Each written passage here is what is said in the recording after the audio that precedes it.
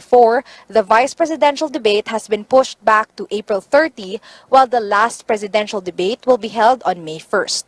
Poll commissioners apologize to candidates, their campaigns, and to the public for these hitches. So, syempre, ginawa namin ang lahat ng magagawa namin for the last two days. Baka pwede na lang ituloy ito.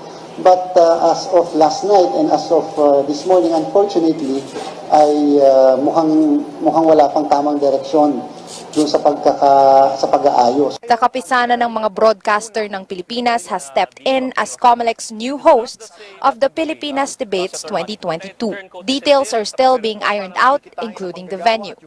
Humihingi po ako ng suporta sa mga kandidato na kung maaari po ay umattend sa debates na ito na sponsored ng KBP. Iyon lang po ang kanilang kondisyon sa amin. 9 of 10 presidential bets and 7 out of 9 vice presidential candidates took part in previous debates. A March 7 agreement between COMELEC and Impact Hub Manila, the company behind Vote Pilipinas, states that the private firm will fund all expenses for 5 debates, including a 20 million peso bill with Sofitel. Of that amount, Impact Hub has only paid about 6 million pesos. Sofitel was unable to collect payment after several bouncing checks issued by the company. It was supposed to source funds from revenues in television ads during the debates. Earlier this week, a Sofitel representative went to COMELEC to ask for help in collecting from Vote Pilipinas. A demand letter seen by CNN Philippines showed the hotel had set a Thursday deadline to settle the balance, or else it is banning the use of its facilities for the weekend debates. The poll body says it will disclose its next steps towards Vote Filipinas after a week-long probe. Vote Pilipinas has yet to respond to requests for comment. The next debates will follow a town hall format where sector representatives and audience members will be allowed to ask questions directly to candidates.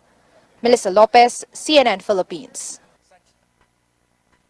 In a document obtained by CNN Philippines, a senior poll official suggested that COMELEC sever ties with Impact Hub Manila.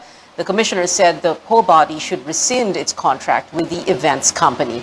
CNN Philippines is seeking Impact Hub's comment on this issue. The Ping Lacson-Tito Soto tandem may skip the rescheduled COMELEC debates. Senators Ping Lacson and Tito Soto explained they already have prior commitments in the coming days as the campaign reaches its final stretch. For Lacson, the past 2 COMELEC debates are already enough. I have proven myself in the last 2 presidential debates and other forums. So it won't affect me that much. I cannot just move my schedules and all that, like that madali. Ayaw mo na, total, hindi naman ma-attend yung iba. Ayaw mo na sila. Postpone na lang nila. Tigilan na lang nila. Cancel na lang nila yung yung debate na yan. Senator Manny Pacquiao says he's also not sure if he will attend the rescheduled COMELEC debate. In an interview in Leyte earlier today, Pacquiao explained that his campaign schedule is already tight. But if his rival, Bongbong Marcos, who's known to skip debates, will attend for the first time, Pacquiao said he would attend. CNN Philippines also asked other candidates if they will attend the rescheduled debates. They have yet to respond. In other election-related updates, COMELEC's precinct finder is now online. The link is now flashed on your screens, but the website has been slow to load just hours after it was launched because of high traffic. The poll body advises the public to give it a day for the system to adjust. Now, through the website, voters should be able to look up their precinct, whether they are in the country or overseas. COMELEC released a resolution today designating 8 regional hubs that will stand as repair centers for faulty vote counting machines. There will also be 82 replacement hubs as SD cards on voting day, or 4 SD cards on voting day. The hubs will be manned by regional or provincial COMELEC directors, while technical personnel will come from the DOST and the DICT. The release of the resolution comes after the Philippine Consulate in New York temporarily halts ballot feeding after a vote counting machine malfunctioned. COMELEC is verifying the incident. Meanwhile, voting remains suspended in the Chinese city of Shanghai despite initial news that COVID-19 lockdowns have been eased. The Commission on Elections has yet to resolve the remaining cases against presidential candidate Bongbong Marcos. The full body earlier committed to settle 5 appeals at the en banc or full commission in the 3rd week of April. Walang guarantee ng araw, basta importante. I would like to give this commitment. The COMELEC en banc is trying its best to immediately release and promulgate a resolution in all these cases. ASAP. Petitioners behind the latest dismissed case against Marcos plan to file an appeal before the en banc on Monday. Former COMELEC Chairman Christian Monsod, who represents the group, Budnonga Ilocano, says they were given 5 days to appeal the First Division's move to junk the 7th and final disqualification case against Marcos. The First Division ruled that Marcos did not commit a crime of moral turpitude when he was found guilty for not filing his income tax returns from 1982 to 1985. The Lacson-Soto tandem expressing concern over Smartmatic's supposed move to change the internet speed for transmitting election results. Tito Soto says an IT expert in the Senate told him Smartmatic will use 4G network instead of 3G. We cannot track the IP address. We don't know where the VCM is coming from. Yun ang sa sinasabi ngayon ng aming IT expert, hindi traceable eh. Once lumipat ng 3G to 4G, which they are doing now. Ang masama rito, hindi na masagot at magre-refer pa sa DICT. Sa amin, walang problema. Siguro kung ginawa nila 6 months ago to, nasagot na nila yung mga tanong ngayon. Eh, apurahan na, matter of how many days, 17 days nga before election day. Soto plans to ask Senator Amy Marcos, who chairs the Senate Committee on Electoral Reforms, to conduct a hearing on the matter. And Labor leader Leody de Guzman marked Earth Day today by joining a protest in Manila. Climate change groups and activists called out the government for its supposed lack of action and big businesses for worsening the global crisis. Well, Leody de Guzman reiterating the rights of indigenous peoples in their ancestral lands following the shooting in Bukidnon on Tuesday. The Labor leader says companies with expired lease agreements on disputed areas should recognize ancestral rights of indigenous peoples. Ang importante, ma-turn over na yung lupa na ninuno sa kanila. Yun ang importante kasi pag hindi naibalik sa kanila yan, matutuloy ang paglaban nila at matutuloy ang kaharasan, baka may mga insidente pang mangyari sa hinaharap. Nagkasundo na kami nung katutubo na mag-file ng kaso at nasa process na ng pag-file ng kaso. Pangalawa, kausap ko si Brigadier General Acorda ng Regional Director ng Region 10. At sabi niya, pangako niya sa akin kahapon, ay iimbestigahan niya yung mga pangyayari. A new video sheds more light on the Bukidnon shooting. One of the members of the Manobo Pulangihon tribe shared with CNN Philippines a cell phone video documenting their visit to the disputed ancestral land and the firing of gunshots. Becca, which is not her real name, says it was her first time to visit the area in Quezon Town since most of the Manobo families live outside their ancestral lands. She adds they entered the area with a white flag to represent their peaceful intentions, while some tribe members bringing legal documents, in case they are questioned.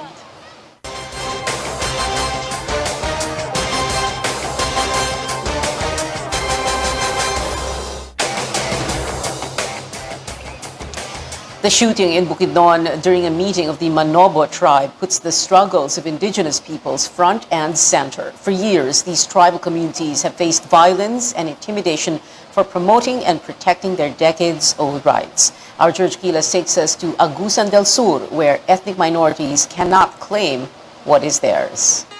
President Duterte has recently awarded over 38,000 hectares of land as ancestral domain to the Banwaons of San Luis, Agusan del Sur. This means the indigenous people have the right to own and cultivate this land. But a traditional leader in the area says while the tribe has a rightful claim over the land, they cannot move around freely. Dato Matibulig claims locals are being harassed and intimidated by a group of armed men. Malaking bagay sana doon sa amin kasi wala na totaling NPA. Pero ang problema, hindi nakakabalik doon sa kanilang lupain ang mga IP dahil pinagbabawalan. Sinusolo nila, at ginagamit ang dahas. Dato Matibulig says the armed men in the area are engaged in illegal logging. He claims a Banwaon farmer was killed last February and more are threatened to be killed. There is no report of this incident to the local police. Ngayon, ang nakakabahala nito, lahat ng mga taga-barangay Mahagsay, halos 80 to 90% ang mga tao ron lumikas na. So, nandun na sa iba't ibang barangay dahil natatakot sa turang banta. The Commission on Human Rights says indigenous people are really vulnerable to aggressions despite laws that are meant to protect them. Even the National Commission on Indigenous Peoples admits there are cases of undocumented harassments and intimidation to indigenous communities. CNN Philippines tried to reach the local government of San Luis Agusan del Sur, but we have yet to get a response. People take advantage of their vulnerabilities, no?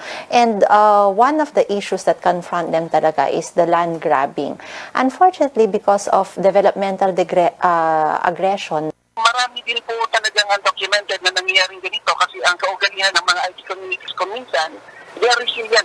Hindi nila talaga nire-report to. At kung talagang mangyayari na meron ng ganito, tulad ng shooting na ganito, is talagang matagal na kasi. Like 10 years, 20 years na ganyan ang sitwasyon. Dato Matibulig is asking for government's help regarding this problem. He says they only want for the tribe members to return to their ancestral land without fear and prior restraint. George Cahiles, CNN Philippines.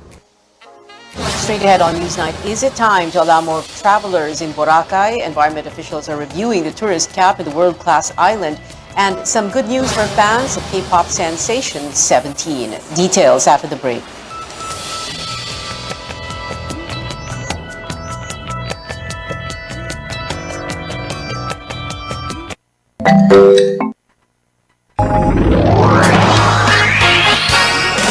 RPN DXKP Pagadian.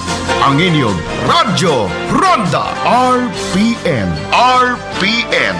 Radio Philippines Network. Radio Philippines Network. Live to the world. Pinaagi sa FB page. Karon, mag-download na. Pinaagi sa... Convinced that the worst for the travel industry is over. I came 10 days ago, and I went to Palawan, to El Nido, to Coron, and all the trip was really, really nice. My first time in the Philippines, I'm really enjoying it. The trip in was very smooth. Airport was amazing, and they gave me a nice little, what was it, a sash. Felt like a celebrity here in the Philippines. All pretty smooth. Hopefully now every other trip I make will be even better. The World Travel and Tourism Council groups the world's largest hotels, airlines, airports, cruise ships, and tour operators. The council expects the industry to return to pre-pandemic levels by 2023, sustaining a rebound that began last year.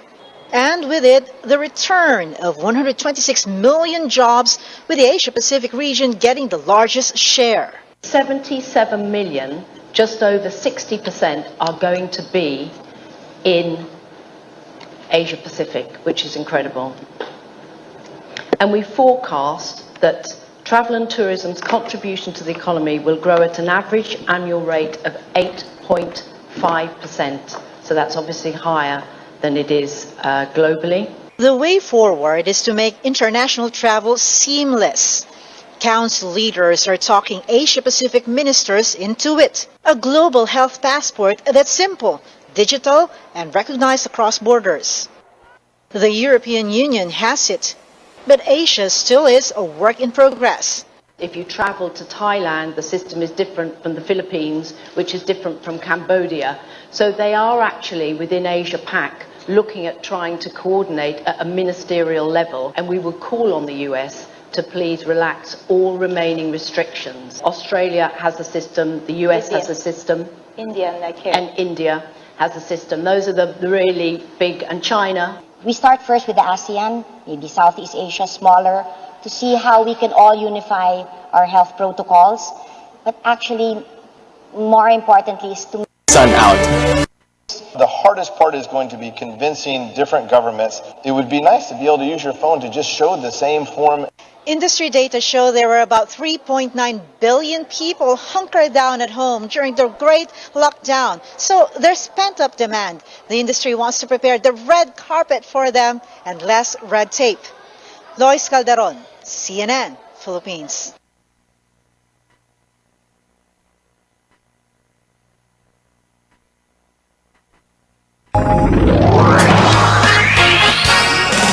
RPN DXKP Pagadian.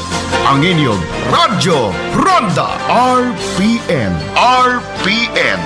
Radio Philippines Network. Radio Philippines Network. Live to the world. Pinaagi sa FB page. Karon, mag-download na. Pinaagi sa Google Play o Apple Store, YouTube o Twitter. Alang sa mas kipakuskan ng mga balita, komentaryo, kasayuran o kalingawan. Ang mas kipakuskan ng inyong Radyo Ronda. Member, kapisanan ng mga broadcaster ng Pilipinas.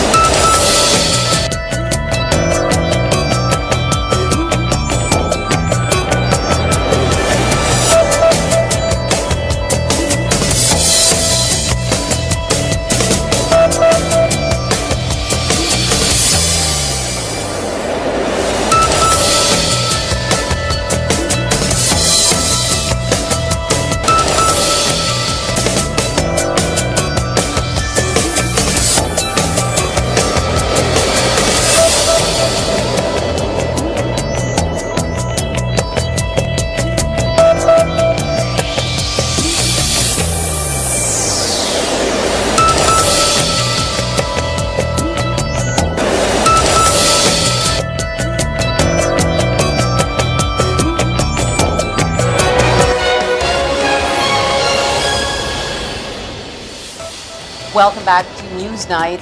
It looks like a rough road ahead for MMDA's window hours scheme as transport regulators issue a show-cause order against 6 bus firms. The LTFRB ordered Victory Liner, Bataan Transit, 5-Star, First North Luzon Transit, Maria de Leon, and Genesis to explain after a number of passengers were stranded. The board blamed the bus operators for failing to deploy enough buses to Metro Manila despite allowing them to operate from 10 p.m. to 5 a.m. Officials earlier stressed operating within the window hour is allowed unless if they use their private terminals along EDSA, which is prohibited under the law.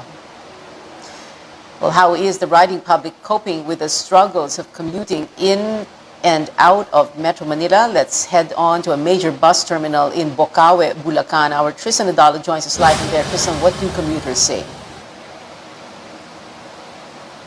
Pia, it's inconvenient, impractical, and risky. That's how some commuters describe the implementation of the window hour scheme on provincial buses, pushing some bus companies to schedule trips at night. The LTFRB and the MMDA are standing firm on the policy, while provincial bus operators are appealing to scrap the new rule.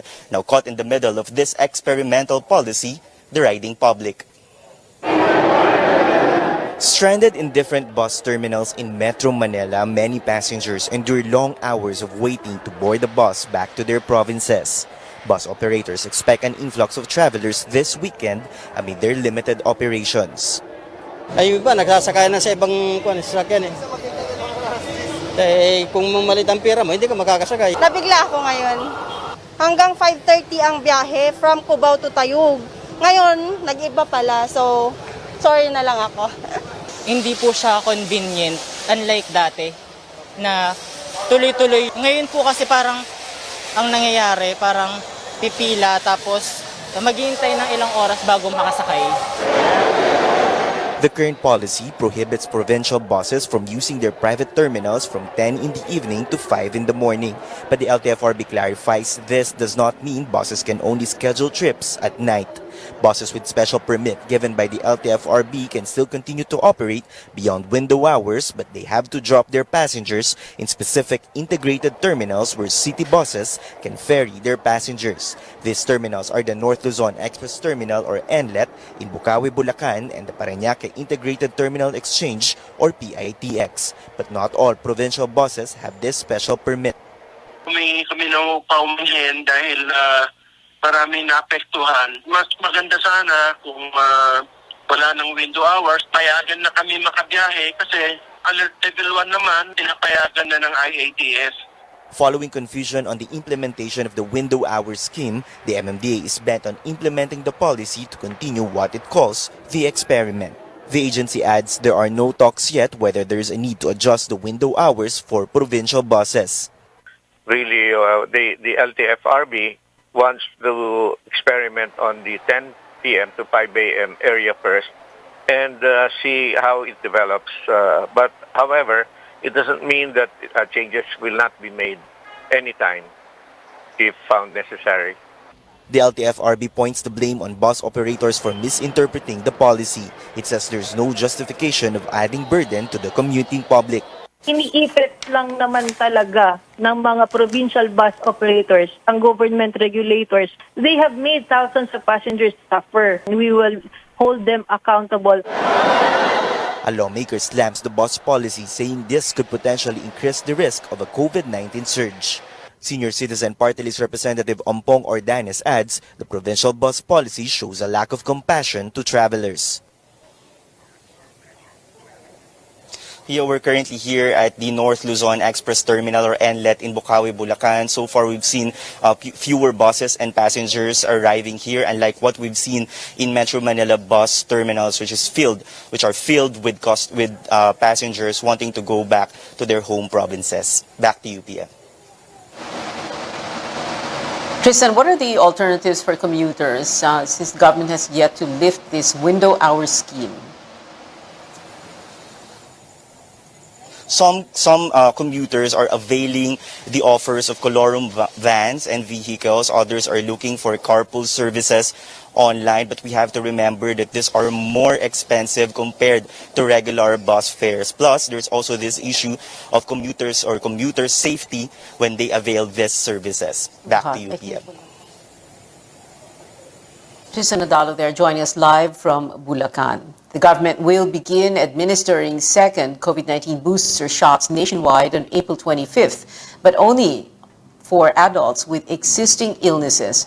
Health Secretary Francisco Duque says he only approved giving the second booster shots to patients with cancer, HIV/AIDS, and immunodeficiency, those who underwent organ transplants and are undergoing chronic dialysis and the like for now. They can receive their second booster as early as 3 months after their first booster shot. Ito'y nililimitahan muna natin para doon sa mga individual na immunocompromised. So, lalabas ito lahat sa atin implementing guidelines na binubuo na ngayon sa kasalukuyan para next week ma-roll out na natin ito. Duque says the Health Technology Assessment Council will still review guidelines for the second booster shots of senior citizens and the healthcare workers. Health spokesperson Maria Rosario Vergere notes 95% of medical frontliners have received their primary dose, but only 49% got booster shots. The Food and Drug Administration has approved the use of the single-shot Janssen vaccine as a booster dose for adults. The Janssen vaccine can be used for those who received Janssen as their primary series or 2 doses of AstraZeneca, Moderna, Pfizer, Sinopharm, Sinovac, and Gamaleya Sputnik Light. More stories ahead on Newsnight. Trending online, K-pop group 17 announces the release date of its 4th studio album. And after Game 6's postponement on Wednesday, Ginebra and Meralco are back for the PBA Finals. Find out who's getting closer to the Governor's Cup title when we return.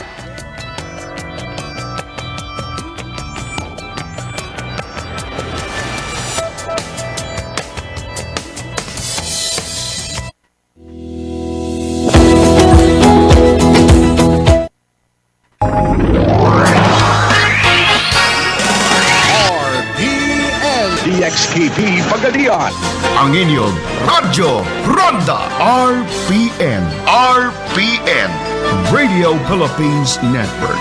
Radio Philippines Network. Live to the world, pinaagi sa FB page, karon mag-download na. Pinaagi sa Google Play, og Apple Store, YouTube, og Twitter. Alang sa mas kipakuskan ng mga balita, komentaryo, kasayuran, og kalingawan. Ang mas Kalakusgan nga inyong Radyo Ronda. Member, kapisanan ng mga broadcaster ng Pilipinas.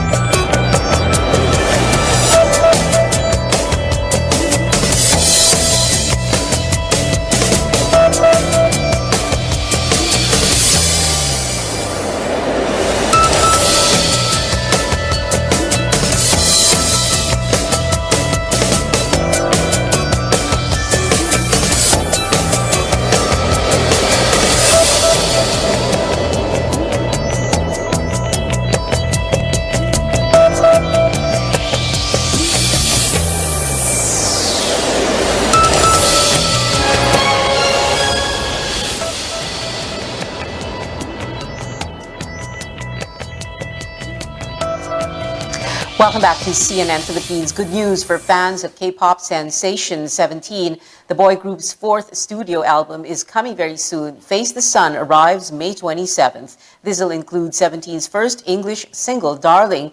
The music video that dropped last week has reached the group's lucky number in views, now at over 17 million. Heading over to the PBA, it's either the Gin Kings win the Governor's Cup title tonight or Meralco forces Game 7 on Sunday at the Philippine Arena in Bulacan. Game 6 is underway, but if Meralco keeps its current lead in the first quarter, 15-12, Meralco, the Bolts, still have a shot at bagging its first PBA title. Head on over to our social media platforms for updates on the results. And before we go, today marks the 51st anniversary of Earth Day. This began in 1970 because of growing concerns over air pollution from leaded gas, and it's become the largest observance in the world, celebrated in nearly 200 countries.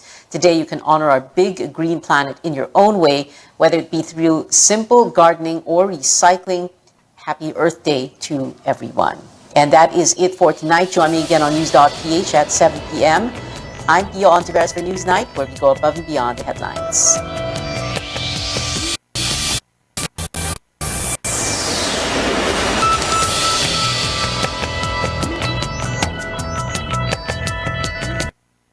This program is brought. Many of us feel more confident when our hair is shiny and radiant. After all, our hair is our crowning glory. Even though our skin is our largest part of the organ, many of us take for granted our hair and our nails. But it can indicate a lot of potential problems or diseases that we may have. On the program today, we'll talk more about the signs your hair and nails may be revealing and the ways to keep them healthy and glowing. I'm Dr. Freddy Gomez, and welcome to MedTalk Health Talk on CNN Philippines.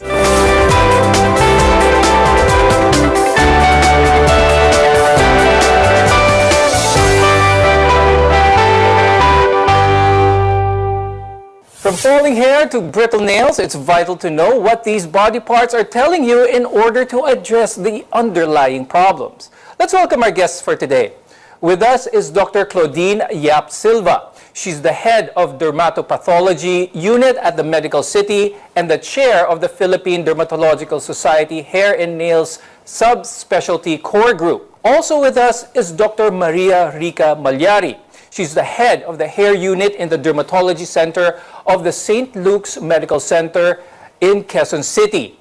and a fellow of the Philippine Dermatological Society. I'll start the conversation first with Dr. Claudine. So, when it comes to our hair, syempre nowadays, we have a lot of stressful events that have been happening lately. One of the side effects maybe of this is hair loss due to stress. Could you talk more about this, please? Yes, so hair loss due to stress is called telogen effluvium. So what happens is it usually presents as hair shedding because we usually have hairs grow and then they fall out. So that's normal. But when you have telogen effluvium, your hairs, when they shed, it's more than 100, more than 150 hairs per day. A lot of things can actually cause this. One is, of course, severe emotional stress. But apart from that, any form of infection, thyroid disorders, nutritional deficiency, lupus can also cause this. So there are a lot of causes of telogen effluvium. And from the point of insult, meaning from when the stressful or traumatic event happens, to the time the hair starts shedding, that's usually within 2 to 3 months from the traumatic event. Dr. Rica, pag-usapan naman natin ang pattern baldness. So this is a little bit different from the stress-induced hair loss. Could you talk more about this naman? There are different causes of hair loss really, and there's a scarring type, the one that's permanent, where the hair follicles are destroyed, and there's the non-scarring type where the hair can grow back. One of the non-scarring type is your pattern hair loss. What happens in pattern hair loss, or what you call common baldness, nakakalbo, is the hair follicle becomes smaller and smaller for every hair cycle. There's a normal hair cycle. There's a growing phase, and then the hair follicle dies, and then it sits there and waits for a new hair to grow from the same root. So the new hair that grows, that's supposed to push the dead hair, should grow to the same thickness and length. But sometimes because of the genes, inheritance, and the presence of testosterone in our system, the testosterone is converted to DHT by a certain enzyme, 5-alpha reductase. And this, when the DHT levels on the scalp increases, the hair follicle becomes smaller and smaller. Let's touch on treatment a little bit because, you know, there are a lot of treatments out there. It's a really big industry when it comes to trying to prevent or slow down hair loss. But let's talk about effectivity. How effective is this? Is it really possible to stop this genetic predisposition to baldness? Yes, there are lots of products in the market, the internet. When you search, ang dami. Even when you go to the supermarkets, the grocery, drugstore, you will sell a lot of things that's supposed to make your hair grow, even the shampoos, the conditioners that's supposed to help with hair growth. Actually, for males, there's only 2 that's approved by the FDA to be effective for pattern hair loss, and it's minoxidil and finasteride. But for me, actually, the patient, the one who's experiencing hair loss, should first seek treatment with a dermatologist from our society to check if it's really pattern hair loss, because there could be an underlying medical problem. It might not be pattern hair loss really. So seek consult with a dermatologist first before getting these products. Now, I'd like to talk about contact dermatitis, specifically those yung masyadong maraming nilalagay na products, the use of hair dyes, always those who color their hair. Dr. Claudine, could you talk more about this? What are some of the symptoms that the person may feel that their hair and their scalp is already being affected with all the products that they use? So the most common cause of allergic contact dermatitis is from hair dyes is an ingredient called paraphenylenediamine. So what are the symptoms? What happens is after they place the hair dye, the patients may experience either itching, burning sensation. They may also get a little bit of dryness or scaling on this area. And sometimes the inflammation may be so severe that they can get really puffy, the entire scalp and even the rest of the face. In connection with that, is dandruff connected in some way to that? Or could you talk more about dandruff naman, Dr. Claudine? Right, so dandruff is not really connected to contact dermatitis, to hair dyes, even if it also presents with some dryness or scaling of the scalp. No? What happens in dandruff is caused by our skin's reaction to a yeast that's present in our normal flora. And it may be triggered by a change in humidity or a change in the temperature. So usually our patients with seborrheic dermatitis, this is like the scientific name or the medical term for dandruff. It usually happens during the colder months of the year, and they present with itching on certain parts of the scalp with some dry patches.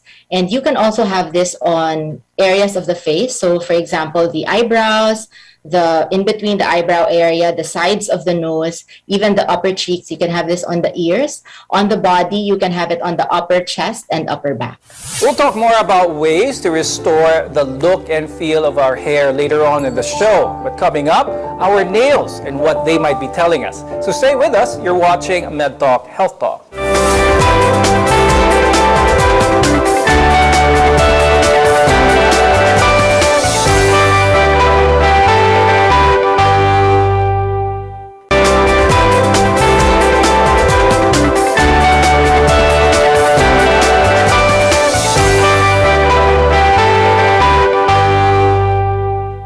I'm Dr. Freddy Gomez and welcome back to Med Talk Health Talk. If you take a closer look at your nails, they might be giving you clues about your overall health. So let's talk about what signs your nails may give and the do's and don'ts of caring for them. So much like our hair, we often take our nails for granted. We can trim it, color it.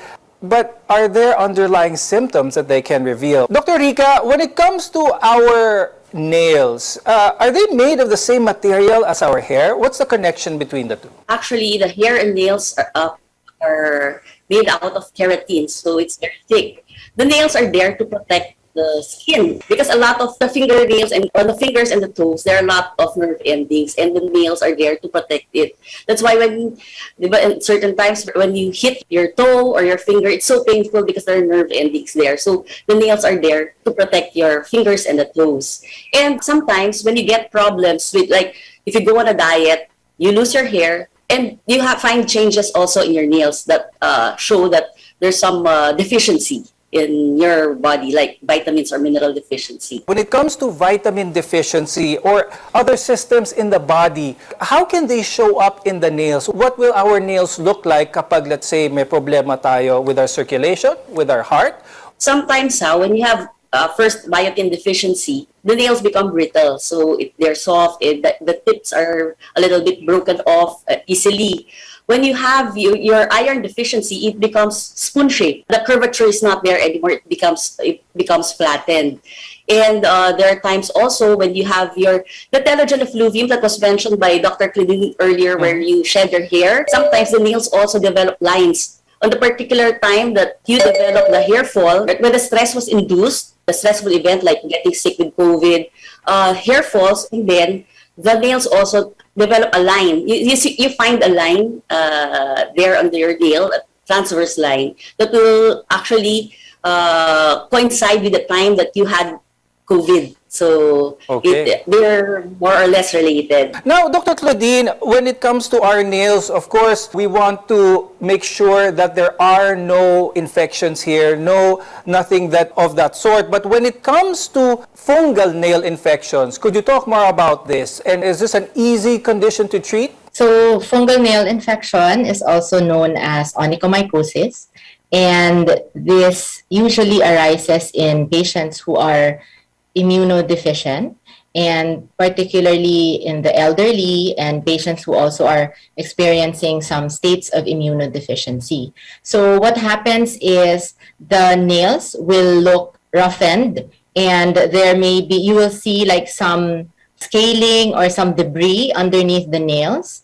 They do not grow as well as a normal nail or a healthy nail would look like.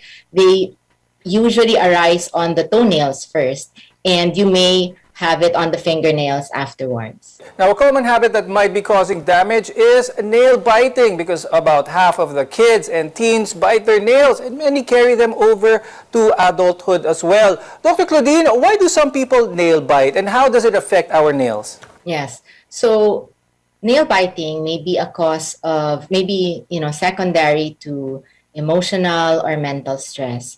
So, it's important to recognize this as these stresses need to be addressed. Now, when we do nail biting, then we are more prone or we have a greater risk for infection, because when we bite the nails, it's not impossible that you can also cause a break in the skin. And when this happens, then you give a chance for the microorganisms to come in and they can cause an infection. What's a good way for nail biters to stop the nail biting behavior? One of the more important things to do is to recognize that you have it. And the easier, I would say like practical things to do would be, of course, like you can cover the nails, you try to keep it short. You can even, there are things that you can already apply on the nail to make it not taste good or have like some bitter taste, so you end up not doing it. And of course, to address what is causing it, you have to, seek consult with a psychiatrist to see if this can be addressed. It's also, they can teach you how to do like behavioral modification for it as well. Now, Doc Rica, you mentioned earlier about the hematoma on the nail because of trauma. And since we're talking about nail dystrophy, certain things, let's talk about that, especially pag sa paa, sa toenails, makikita yan sa mga mahilig sa sports, or ito yung tinatawag na patay na kuko. But aside from that trauma, is ill-fitting shoes a possible cause for this type of condition? Yes, sometimes nail dystrophy or color changes in your nails can be due to ill-fitted shoes. But you have to address this also, because the discoloration on the underneath your nail can be another thing rather than a hematoma. It could be a melanoma, like cancer of the mole. It's like the change can be similar to a hematoma, so it has to be evaluated by a dermatologist if it's really caused by that. Regarding the nail dystrophy from ill-fitted shoes, because sometimes it causes nail changes, like it looks like a patay na kuko. Actually, it's not patay because it grows. But sometimes when you have this nail dystrophy, you can have a secondary fungal infection that will affect that certain toe. So it has to be addressed too. Your nails say a lot about your health, so don't ignore any changes in it. So when we return, we'll take a closer look at ways we can keep them healthy and nourished. Your health is our mission here on MedTalk Health Talk. We'll be right back.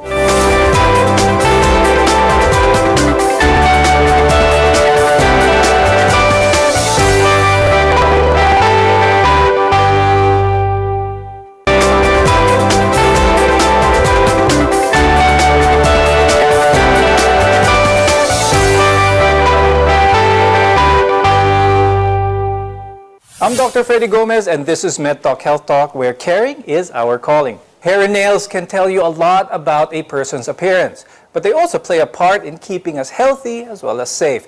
Now, this is why we need to take the time to give them the care that they need.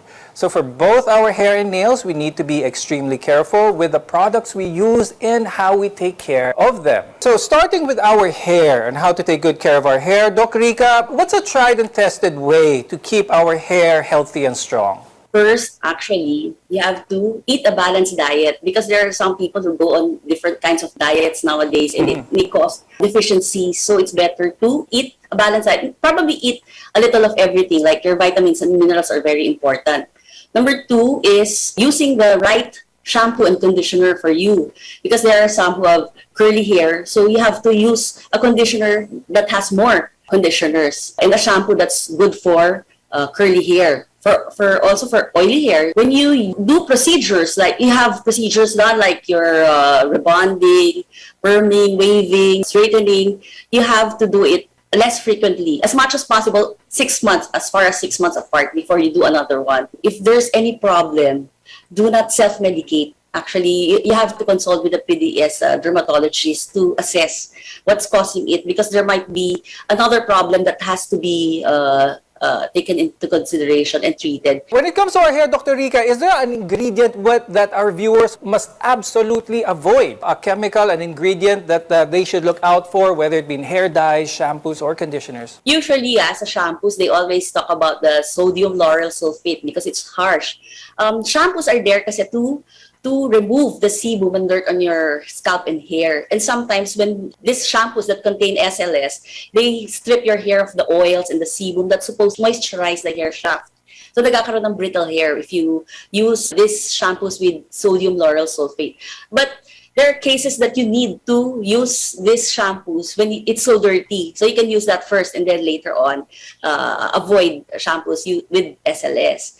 And then with regards to the hair dyes, usually it's the paraphenylenediamine, yung mga preservatives. Those are the things that causes your contact dermatitis. So as much as possible, avoid using products with those. Dr. Claudine, when it comes to the term biopsy, normally our viewers would relate that to maybe a tumor or something really serious. But is this something that dermatologists use as well as determining diseases from the hair and from the nails? And how much information, how vital is a biopsy in this case? Yes, so us dermatologists, we do a lot of biopsies because it really helps us clinch or confirm the diagnosis of our patients. And this is typically done as an outpatient procedure. So the patients don't have to be very anxious about this. It is, fast. It only takes a few minutes, 20 minutes probably at the most. And we are able to tell a lot from the biopsies. For the nails, then we can do like a small nail biopsy on certain areas, and we can also tell like which part of the nail is involved, what condition is causing the nail changes or the nail dystrophy. Now, Dr. Rica, when it comes to our hair and the summertime ngayon, it's exposed to the sun a lot. What are some of the healthcare tips that you can give when UV rays are involved? Yes, beach time. A lot of people, they spend time in the beach and it's long hours there exposed under the sun. So it's better to wear caps, hats, scarves, just to cover the hair, because the hair can become brittle with too much heat. So better to wear those hats and apply conditioner just to protect the hair shaft, so the hair will not become brittle. And Dr. Claudine, do you have any final tips for our viewers when it comes to hair and nail care or skin care in general? Of course, so skincare in general or hair and nail care, I think the most important is to eat a balanced meal or a balanced diet. As we mentioned earlier, a lot of nutritional deficiencies can also show up in our hair and nails. The second is too little is not bad. So, taking care of our hair by just doing regular shampoos and conditioners is good. For our nails, try to refrain from using nail polish very often. And if we really have to do cosmetic procedures on our hair and nails, for example, bleaching or dyeing or perming, and for the nails, if we have to do nail polishes, try to space it out as far as you can. And of course, if there are any problems on the skin, hair, and nails, always seek consult with a board-certified PDS dermatologist. With that, I'd like to thank dermatologists Dr. Claudine Silva and Dr. Rica Malyari for being with us today and being the experts when it comes to hair and nails and skin in general. I'm Dr. Freddy Gomez, and we'll see you again next time.